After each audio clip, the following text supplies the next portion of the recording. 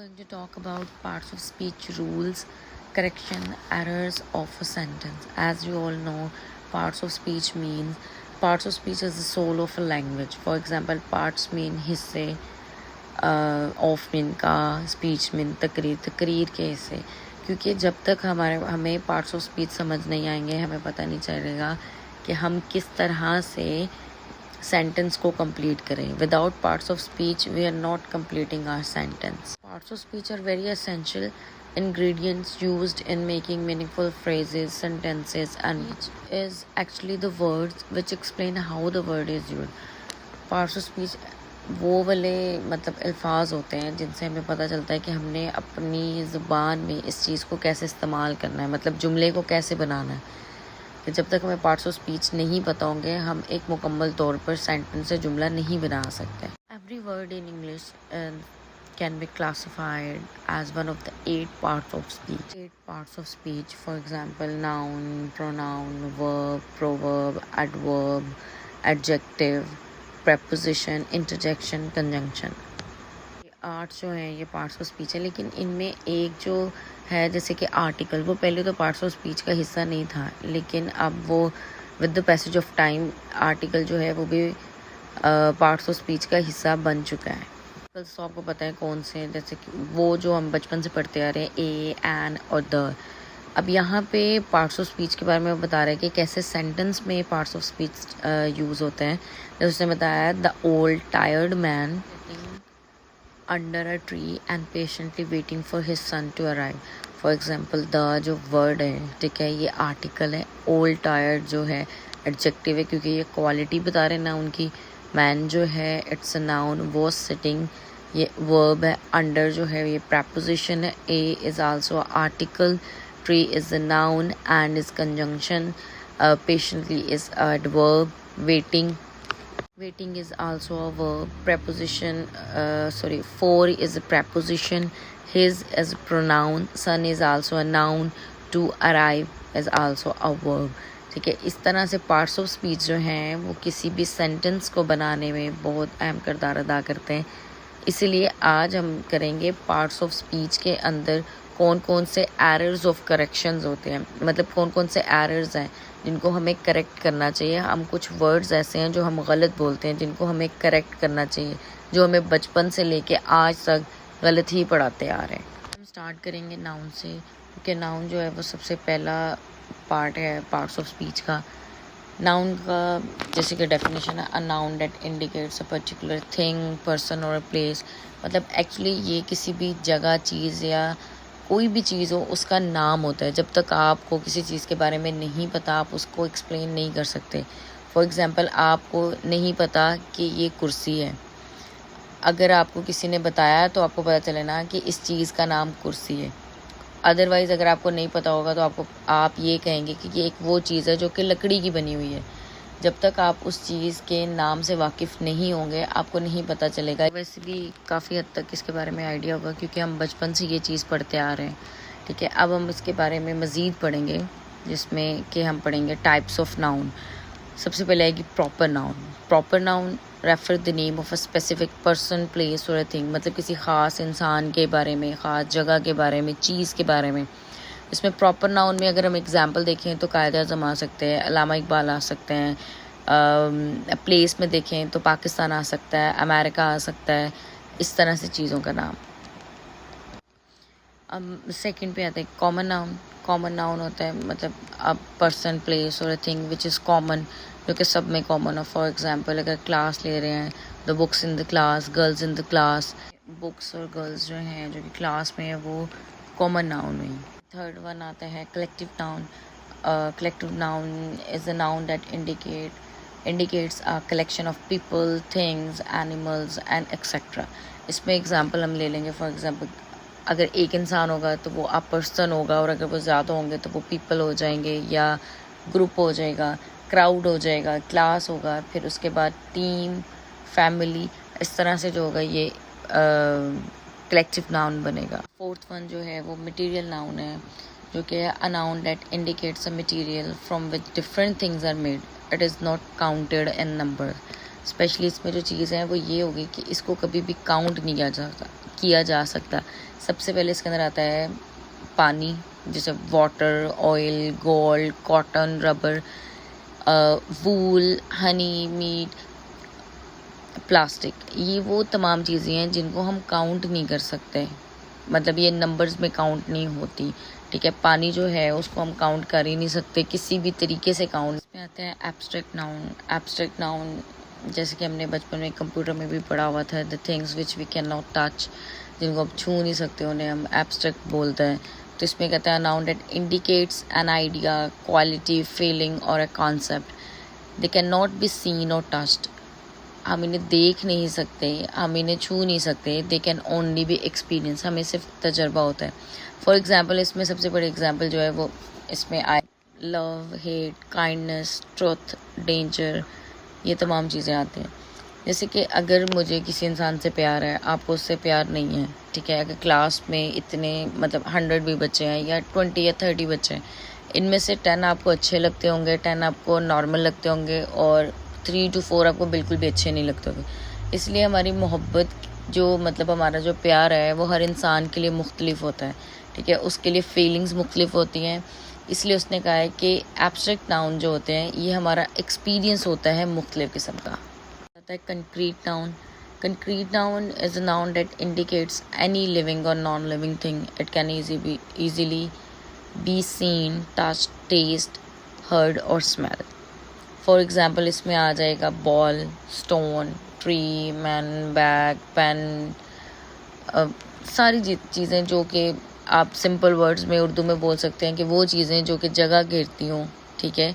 The things which have some specific space, उसे हम concrete noun कहते हैं। इसके बाद फिर लास्ट में 2 रह जाते हैं, काउंटेबल नाउन और अनकाउंटेबल नाउन। ये तो खुद से ही बता रहे हैं। For example, the things which we can easily counted are countable noun, जिनमें हम काउंट कर सकते हैं। कार्स हो गया, डॉग्स हो गया, बुक्स हो गया, house, man, thief, player, sofas, मतलब वुडन थिंग्स, कुछ भी जो चीज़ें हम काउंट कर सकते हैं। उसके बाद अनकाउंटेबल थिंग्स में वो होती हैं the things which we can not count, it's too difficult for us to count. For example, water, information, gas, rain, advice, grief, sleep, important, joy, मतलब ये वो चीज़ें हैं जिनमें ग्रेन भी आ जाता है, वीट भी आ जाती है, कि ये वो तमाम चीज़ें हैं जिनको हम काउंट नहीं कर सकते, तो ये अनकाउंटेबल में आ जाते हैं। इसकी तमाम टाइप्स कवर कर लिए हैं। इसकी टाइप्स कवर करने का मतलब ये है कि अब हमने जो आगे करेक्शन ऑफ एरर करने हैं, करेक्शन ऑफ सेंटेंसेस करने हैं, ठीक है, वो इस तरह से करने हैं जिसके रूल्स होंगे। रूल से हमें पता चलेगा कि कौन सा वर्ड जो है वो कलेक्टिव नाउन है, कौन सा वर्ड इसके अंदर एब्स्ट्रैक्ट नाउन है, प्रॉपर नाउन है, सिंगुलर नाउन है, काउंटेबल है, अनकाउंटेबल है। इन तमाम चीज़ों के बारे में हम मज़ीद पढ़ेंगे। अब जैसे कि रूल नंबर 1 है। रूल नंबर 1 में उसने बोला द नाउन वेजेस। अब ये कुछ वर्ड्स हैं जिसके अंदर वो बता रहा है कि ये वर्ड्स सिंगुलर यूज़ होते हैं, ठीक है। इनके साथ जो वर्ब है, इन वर्ड्स के साथ वो सिंगुलर यूज़ होता है, हम प्लूरल वर्ड्स यूज़ नहीं कर सकते, ठीक है। जैसे इसके अंदर इनिंग्स है, news, sports, measles, AIDS, mathematics है, पॉलिटिक्स है, इंग्लिश हो गया, जितने भी नेम्स हैं, सिविक्स, एथिक्स, ये जितने भी वर्ड्स हैं, ठीक है, इनके साथ हम सिंगुलर वर्ब्स ही यूज़ करेंगे। एस और यस का इजाफा नहीं होगा इसके अंदर, और हेल्पिंग वर्ब जो होगा इसके अंदर सिंगुलर इस्तेमाल होगा। फॉर एग्जांपल हम एक देख लेते हैं, जैसे इसने कहा, इधर इन्होंने बोला है wages of sun are help, ठीक है। इधर एस और ई एस लगा हुआ है, इसका मतलब ये नहीं है कि ये प्लूरल है, ठीक है।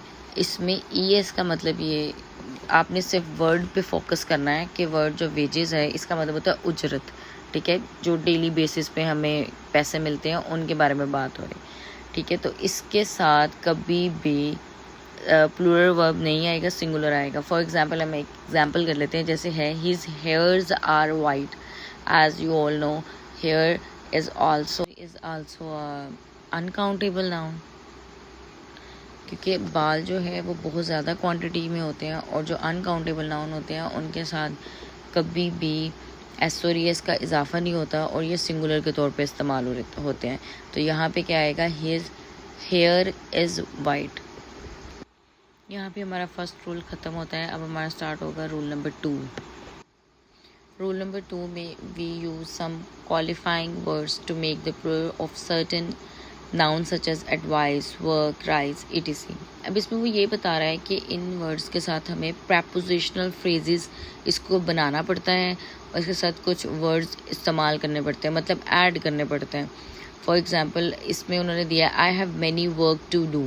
ठीक है, ये इनकरेक्ट है. इसके अंदर उसने कहना I have many pieces of work to do.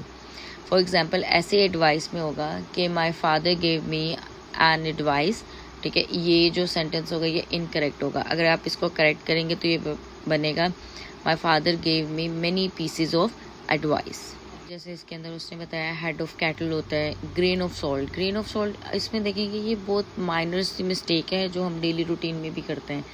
जब हम डाइनिंग टेबल या मतलब खाना खा रहे हैं वैसे ही बैठे हैं तो हम क्या कहते हैं pass the salt. Pass the salt जो है ये बिल्कुल करेक्ट वर्ड नहीं है. ठीक है, इसके लिए आप क्या कहेंगे ग्रेन ऑफ सॉल्ट. का मतलब है कि मुझे नमक के डिब्बे जो है वो दे दो. ठीक है, इसके बाद अब हम करेंगे रोल नंबर 3. रूल नंबर 3 के अंदर जो है ना कुछ वर्ड्स ऐसे हैं जो कि सिंगुलर के तौर पे इस्तेमाल होते हैं, उनका प्लूरल नहीं होता है. जैसे हमने स्टार्टिंग में रूल नंबर 1 पढ़ा था ना कि जैसे हेयर्स है उसका हेयर ही होता है. अब यहाँ पे जैसे सीनरी है, सीनरी का सीनरी होगा, सीनरीज नहीं होगा. ठीक है, जैसे उसने बोला as a general rule we do not make the plural of certain noun such as scenery, poor, cattle, furniture, fish, hair, sheep, etc. जिसमें आपको एक और बहुत कॉमन सी मिस्टेक है जो कि हमें स्कूल के बच्चों में भी करवाई जाती है. बच्चों को बताया जाता है फ़िश का जो जमा बनानी है, आपने प्लूरल बनाना है, उसमें आपने बनाना है फिशेस, जबकि फिशेस इनकरेक्ट वर्ड है. ये अभी तक हमारे जो स्कूल्स हैं उनमें मिस्टेक चल रही है. उसके बाद फर्नीचर. ठीक है, फर्नीचर हम क्या कहते हैं, हम तो फर्नीचर्स या फर्नीचर लेने जा रहे हैं. अब हम यहाँ पे इसका जो करेक्ट सेंटेंस है मतलब इनकरेक्ट वो होगा ना we bought furnitures from the market. अब इसको करेक्ट करेंगे तो हम कहेंगे we bought furniture from the market. इसी तरह से एक और एग्जांपल इसी के अंदर दी हुई है the sceneries of Kashmir are very beautiful. ठीक है, the scenery of Kashmir is beautiful. जब उसका वर्ड सिंगुलर है तो उसका जब उसका वर्ड जो है वो सिंगुलर है तो इसका वर्ब भी सिंगुलर ही आएगा. अब हम करेंगे रूल नंबर 4. नंबर 4 भी ऑलमोस्ट रूल नंबर 1 की तरह ही है जिसमें कि हम प्लूरल वर्ड के साथ सिंगुलर वर्ब यूज़ कर रहे थे. इसमें भी जैसे कि ये कुछ वर्ड्स हैं जिनके साथ हम इनको प्लूरल के तौर पे ही इस्तेमाल करेंगे और इसमें जो हम वर्ब होगा, हेल्पिंग वर्ब होगा, वो हम सिंगुलर इस्तेमाल करेंगे. जैसे कि ट्राउज़र्स है, गैलोज है, ब्रोज है, टोंग्स हैं, स्पेक्टिकल्स हैं. ये वो चीज़ें हैं जो कि हमेशा पेयर में होती हैं. ठीक है, जैसे इसके अंदर उन्होंने एग्जाम्पल दी है Ali was wearing a very costly spectacles. ठीक है, अ यूज़ किया है. आ का मतलब आपको ऑलरेडी बताया कि जहाँ पे अ यूज़ होता है उसका मतलब होता है कि we are talking about a one thing, हम एक चीज़ के बारे में बात कर रहे हैं. तो इसलिए ये इनकरेक्ट होगा. Ali was wearing very costly spectacles.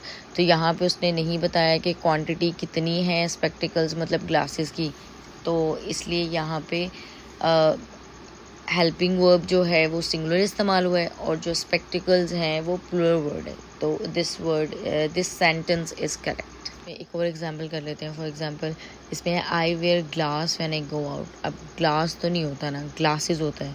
फिर आएगा I wear glasses when I go out. तो आपको समझ आ गया होगा. अब हम इसके ना एक छोटी सी एक्टिविटी कर लेते हैं कि जितना आपने पीछे 4 रूल्स को एक्सप्लेन किया है अगर वो आप अच्छे से समझ चुके हैं तो ये एक छोटी सी एक्टिविटी है. इस एक्टिविटी से ना आपको ये अंदाज़ा हो जाएगा कि आपको करेक्शन ऑफ एरर्स की कितनी समझ आई है, सेंटेंस ऑफ एरर की कितनी समझ आई है. और आपको ये पेपर में भी ऐसे ऑब्जेक्टिव के तौर पे ही आएगा. जैसे कि आपको एक सेंटेंस आएगा हिज हेयर आर वाइट. ठीक है, फिर आएगा his hair were white, his hair is white, his hair is white, his hair are white.